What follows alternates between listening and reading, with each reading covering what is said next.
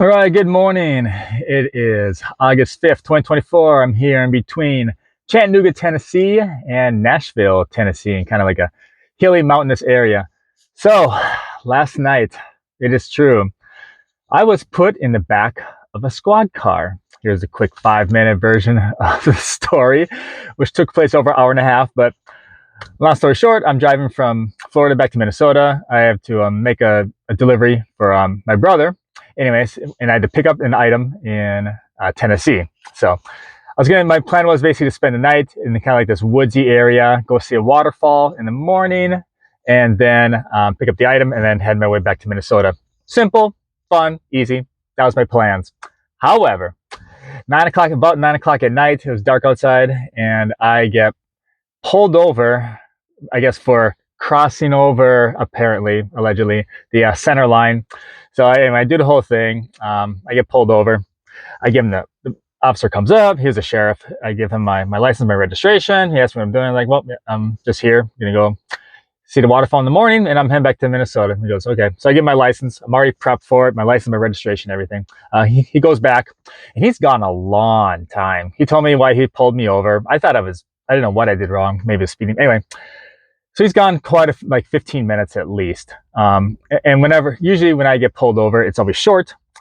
Just like, here's your warning. Or if it's a long time, it means you're going to take it. I have no idea why I was going to take it, just for crossing the center line. Anyway, all of a sudden, a second squad car shows up. I'm like, all this for crossing the center line, like for little old me? Like, why is there a second unit coming for this? Anyway, it took so long. I shut my car.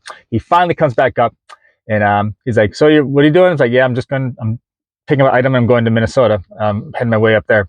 Okay. Mind if I search your vehicle? What? You want to search my vehicle? This is a Tennessee sheriff. Um, like, respectfully, officer, like, why would you need to search my vehicle? Well, we have a lot of narcotics and everything come through this area, and I just want to double check, make sure your vehicle doesn't have any like. Um, and I'd watched enough YouTube videos to know my constitutional rights.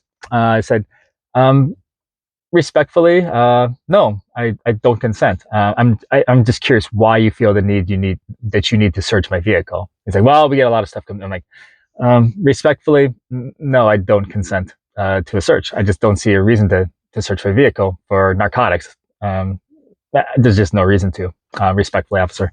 Anyway, he's like, well, then in that case, I need you to step outside. I'm going to do the canine unit. I'm like, and so essentially, I was forced outside my car. He took the drug sniffing dog around, and I've been around drug sniffing dogs before, like the airports and that type of thing. So I'm not new to those.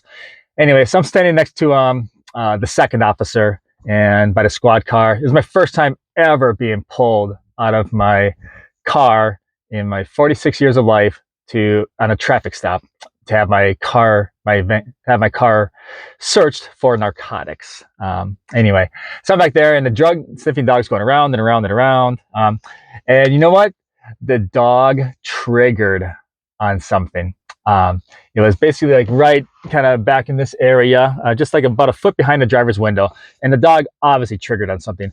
And I was getting kind of, I was beyond surprised. It was obvious that the dog triggered. And the dog's just scratching and scratching and scratching. The police officer let the dog go up there, and he was scratching and gouging my paint. He'd bring it around. The dog, was like jumping up a little bit, but he came back in the same exact spot. He's just triggering. I'm like, what's going on here? I asked the second officer, I'm like, what is he doing? He's like, he's triggering on something. I'm like, I don't have narcotics. I'm like, oh my gosh. I'm like, this is weird. Anyway, so at that point, it was obvious that the dog triggered. So the first officer came back, the one that pulled me over. He's like, well, at this point, the dog appears to have found something. So I do have a legal right to search a vehicle. I'm like, I don't know what to say. Yeah, I don't know what to say. Anyway, I don't have any narcotics, so I guess do what you gotta do. So the officer was, then I have all my, my video equipment, my video footage, my film I shot. He was in my van for literally 15 to 20 minutes. He could have done anything he wanted to in here. 3 times I asked the second officer, can I watch him search the vehicle? And he's like, no, you may not. I'm like, which kind of sucks, actually. You're so vulnerable. The cop could have planted anything. He could have took anything. He's like, you can watch from here. I'm like, officer, I can't see inside my van, it's dark outside, my windows are blacked out, I can't see inside. I want to watch. He's like, for the officer's safety, you have to watch from back here. I'm like, come on. It's like, you can see from here. I'm like, we can't see inside there. I thought the second officer was crazy too. He was trying to be friendly, but and I was talking respectfully the entire time and politely about it. He's like, sir, why are you getting so agitated? I'm like, because I can't see what's going on inside my van. I want to see what, and my voice is like this. I want to see what's going on. I have equipment in there. I have my hard drives in there. I don't want him to move those. I can't see what's going on inside my van.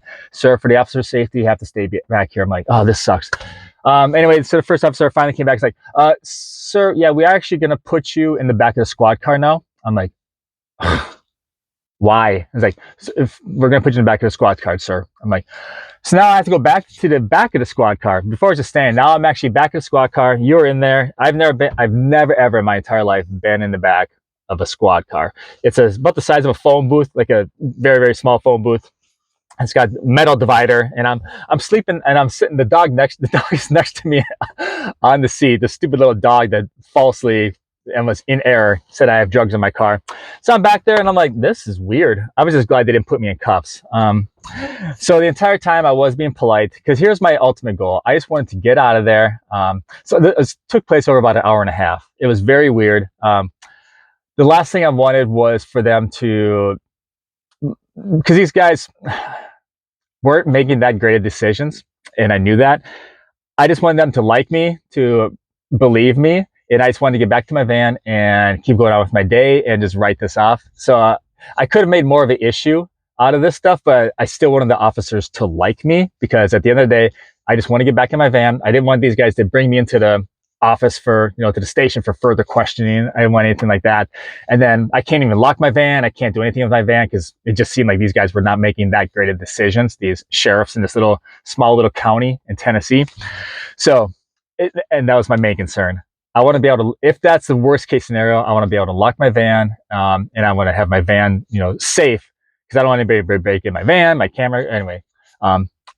So I'm back in the squad car. The officers are talking to me, and finally he comes back. He's like, sir, like, hey, dude. And he's trying to talk all cool and whatever. He's like, dude, just be honest with me.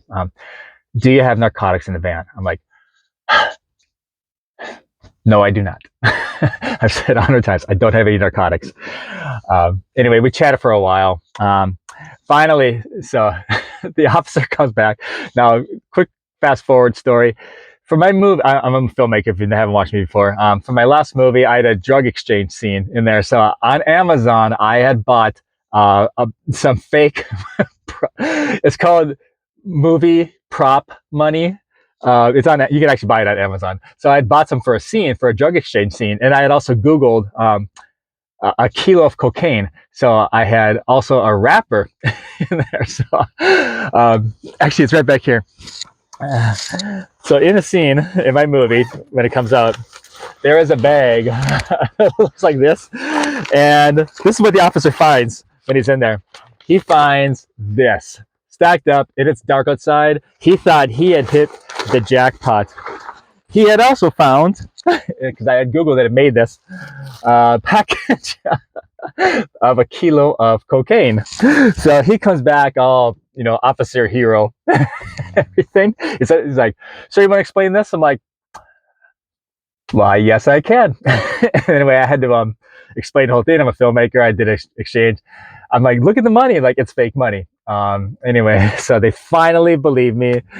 And he's like, yeah. And the first officer goes, yeah, I thought we had a big drug bust here. I look at him and I go, yep. However, wah, wah. The second officer busted a gut laughing because he knew that they didn't have anything. And they actually took a picture of all this stuff just as a story to tell on their end. But yep, it did happen. I was put in the back of a squad car, and a drug sniffing dog falsely sniffed for either cocaine, heroin, or methamphetamines. Those three: cocaine, methamphetamines, or heroin. The drug sniffing dog found traces of that in the air. Anyway, however, I don't have that in my van. And the last thing, I'll leave it this. This is what I was curious about. So I asked the second officer, I'm like, sir, he's not going to find anything. I go, just out of curiosity, how often do these dogs run? He's like, about a third of the time, is what he said. So anyway, that was my little life lesson. Would I've handled it differently? Probably not. I mean, if you're kind of in a rock and a hard place, so this part sucks. You're in a rock and a hard place. If you consent to a search, then you're pretty much giving up, like, I don't know how long, 20 minutes to half an hour, maybe an hour of your time for nothing. If you consent, you'll be like this, and like you have to sit outside, and I don't know, you gotta wait for a second unit and that whole thing. If you don't consent to a search, like I did, then you're supposed to wait for a drug sniffing dog, but legally they're not supposed to do beyond an unreasonable amount. So anyway, it's the laws are funny. It's a huge gray zone. I'm looking at my options for that. I'm talking to different attorneys and see if I do have it. If in my mind they did violate my. I'm pro police. I'm pro blue, but this was a unique experience, and I saw the worst side. I saw this officer dog scratch the heck out of my van.